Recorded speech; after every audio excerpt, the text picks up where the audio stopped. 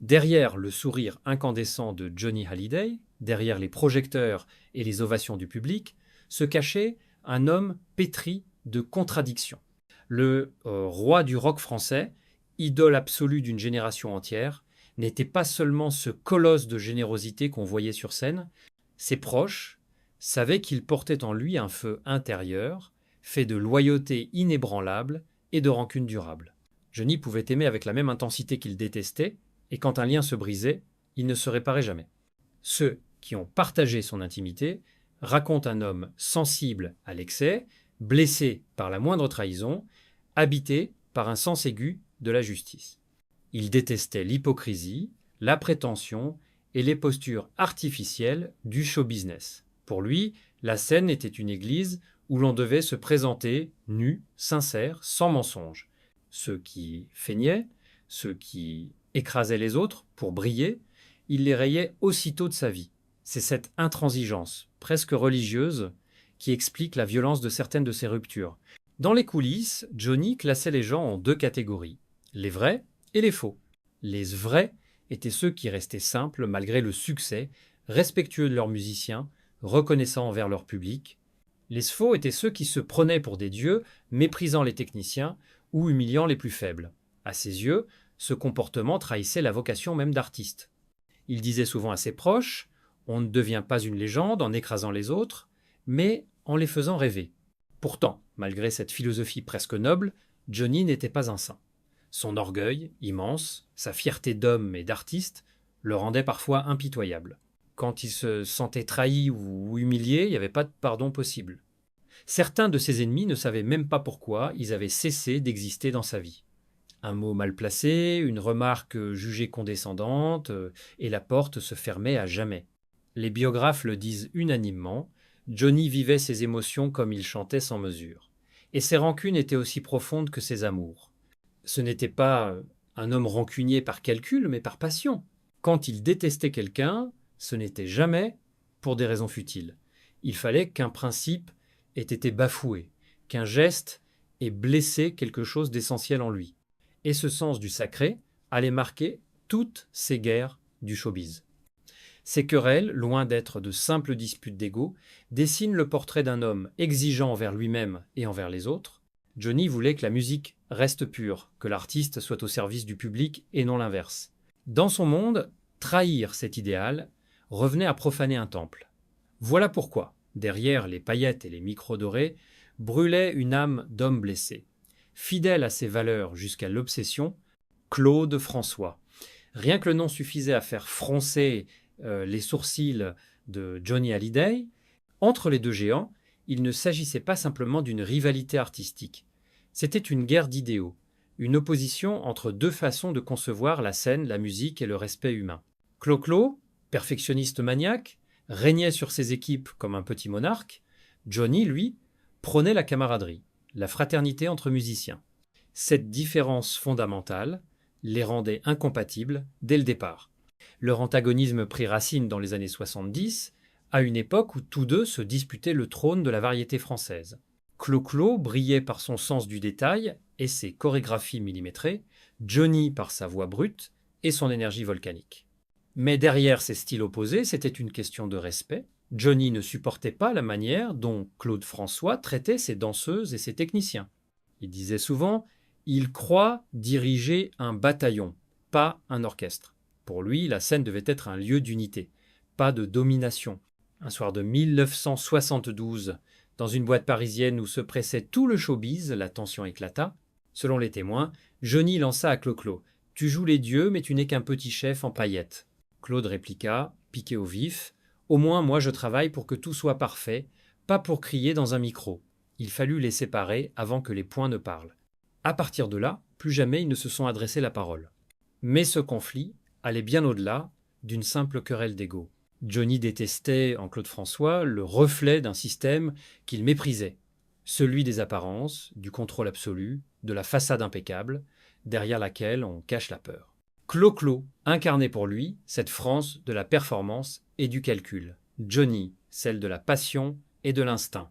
Deux visions inconciliables.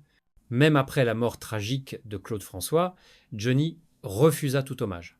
Pour lui, Cet homme représentait tout ce qu'il ne voulait pas devenir.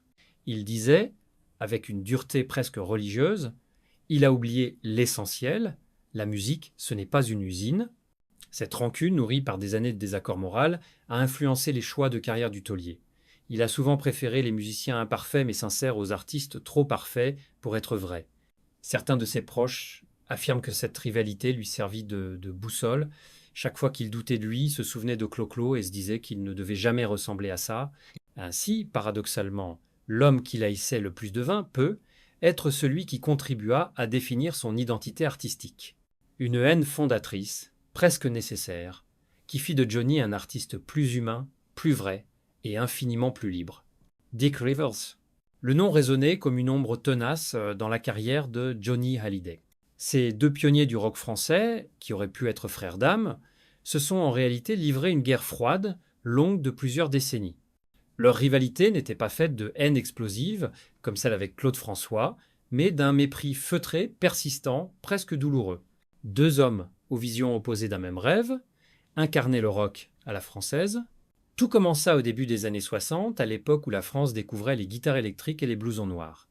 Dick Rivers, avec son style plus introspectif, proposait un rock inspiré d'Elvis, mais adouci, mélancolique, parfois distant.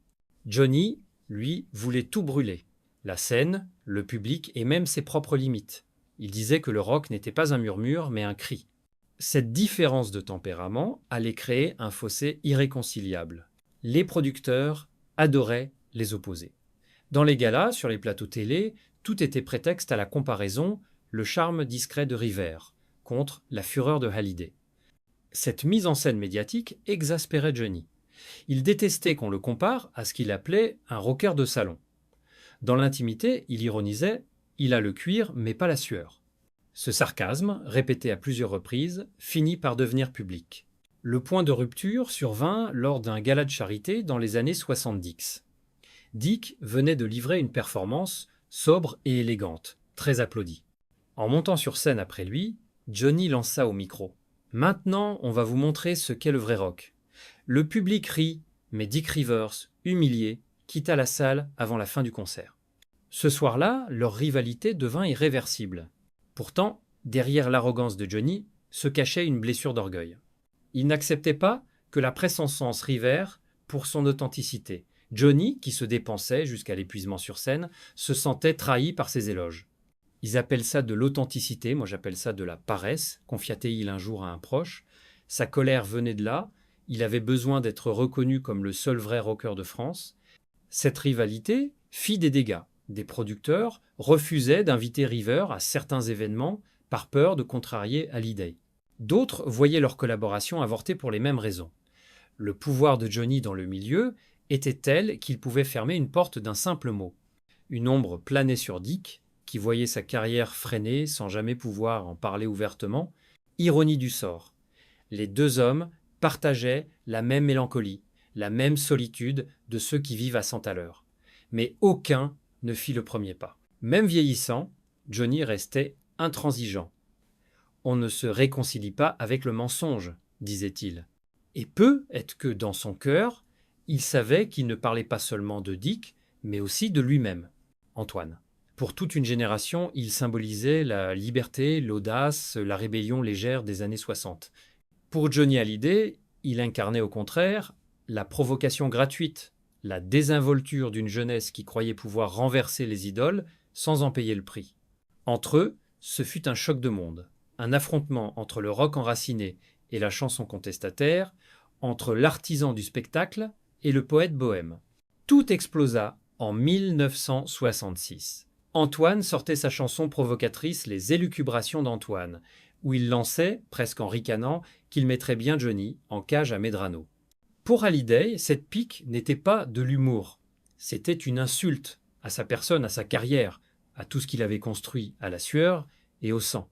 Sa riposte fut immédiate. Quelques semaines plus tard, il enregistrait Cheveux longs et Idées courtes, un véritable coup de massue.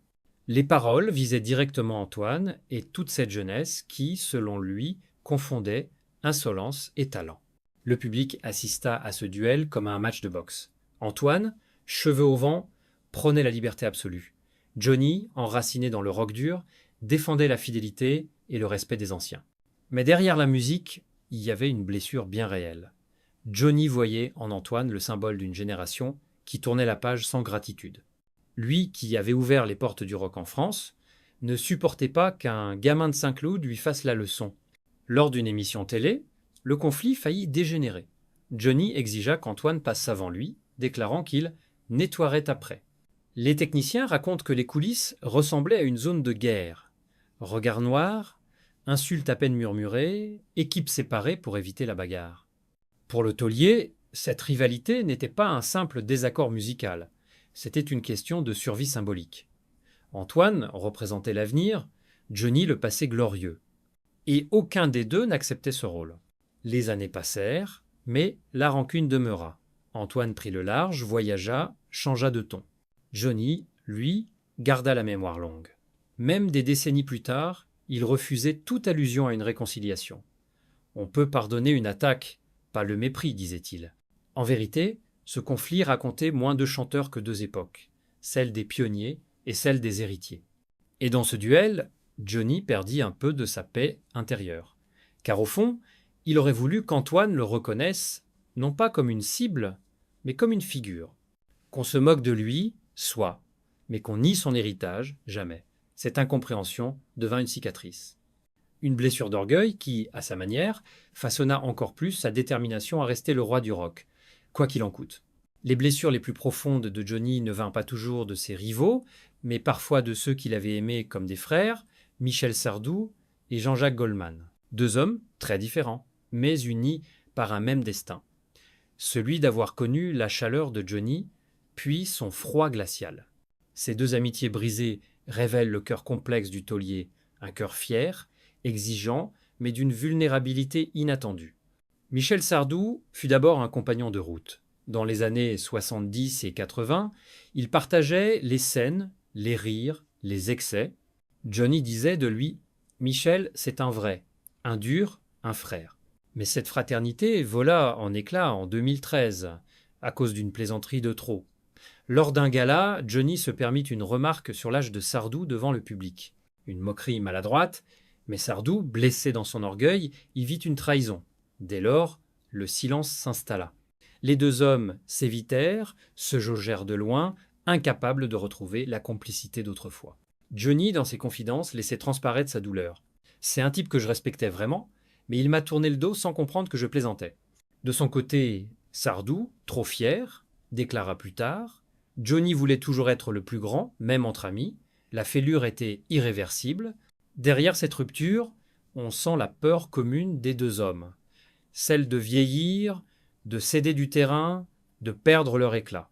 L'histoire avec Jean-Jacques Goldman, elle, fut d'une autre nature, plus subtile, presque silencieuse. Goldman, compositeur pudique et discret, avait offert à Johnny, dans les années 90, quelques-unes de ses plus belles renaissances, l'envie, je te promets, des chansons devenues mythiques. Mais un jour, sans cri ni drame, tout s'arrêta. Plus de collaborations, plus d'appels, un mur invisible. Les proches de Johnny racontent que le chanteur supportait mal le ton moralisateur de Goldman. Il voyait en lui un artiste trop pur pour être vrai, un donneur de leçons déguisé en poète. Lors d'une séance d'enregistrement, Goldman aurait critiqué certaines de ses décisions artistiques. Johnny l'aurait pris comme une insulte. « Il veut que je sois un élève docile, mais moi je suis un volcan », confia-t-il plus tard. 10 ans de silence s'ensuivirent. Pas un mot, pas un signe. Et pourtant, Johnny écoutait encore ses chansons. On dit qu'il fredonnait parfois « Je te promets » avant un concert, les yeux fermés. Il ne le disait pas, mais cette amitié perdue le hantait. Peu être parce qu'elle lui rappelait ce qu'il aurait aimé être un homme apaisé, sans guerre à mener. Ainsi, Sardou et Goldman symbolisent deux visages de la douleur de Johnny, celle de l'orgueil blessé et celle du respect trahi. Deux cicatrices invisibles qui, jusque dans ces dernières années, lui faisaient mal, mais qu'il refusait de montrer, par fierté, comme toujours. Quand on relit la vie de Johnny Hallyday à travers ces conflits, on découvre un homme gouverné non par la haine, mais par des principes. Ces rancunes, aussi spectaculaires qu'elles paraissaient, n'étaient jamais gratuites. Chaque brouille, chaque silence, chaque colère s'enracinait dans un sens aigu de la loyauté et du respect. Pour lui, la musique n'était pas seulement un métier, c'était une mission, presque un sacerdoce. Et dans ce temple qu'était la scène, il ne tolérait ni arrogance, ni hypocrisie. Ses proches racontent que Johnny classait les artistes en deux catégories, les humains et les inhumains. Les premiers, disait-il, étaient ceux qui restaient simples, sincères, attentifs aux autres. Les seconds, ceux qui, grisés par la gloire, oubliaient leurs origines et méprisaient ceux qui les entouraient.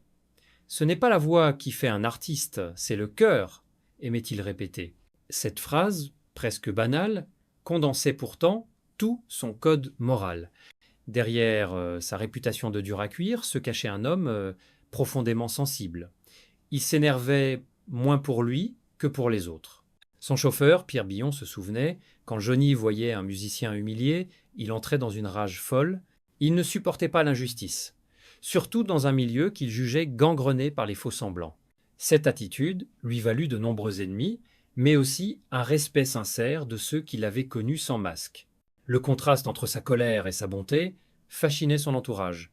Il pouvait offrir une voiture à un technicien sans raison, ou pleurer en silence en écoutant une vieille chanson. Il vivait dans les extrêmes, tout ou rien, amour absolu ou rejet total. C'est ce mélange qui fit de lui une légende. Et s'il avait des ennemis, c'est peu être parce qu'il incarnait, mieux que quiconque, la vérité brute, celle qui dérange.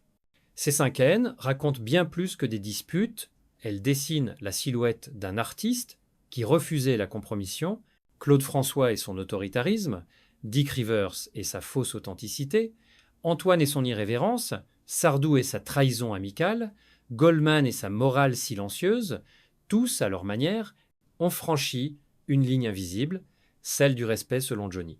Et si l'on veut comprendre pourquoi ces blessures ne se sont jamais refermées, il faut se souvenir que Johnny ne savait pas faire semblant. Il pardonnait tout, sauf l'indignité.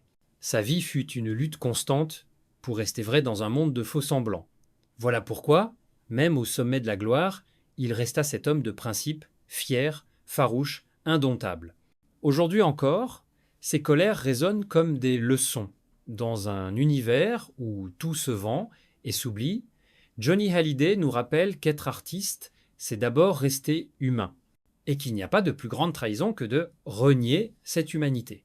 Johnny Hallyday, au-delà de la légende du rock, fut un homme guidé par des principes d'honneur et de respect. Ses 5 inimitiés célèbres, Claude François, Dick Rivers, Antoine, Michel Sardou et Jean-Jacques Goldman, ne furent jamais de simples rivalités, mais des ruptures morales. Chaque querelle traduisait son refus des faux-semblants et des égos dominateurs. Fidèle à ses valeurs, il préférait la vérité à la paix, l'intégrité à la diplomatie. En lui, le feu sacré de la scène se mêlait à celui de la fierté. Johnny n'était pas rancunier par haine, mais par exigence d'authenticité.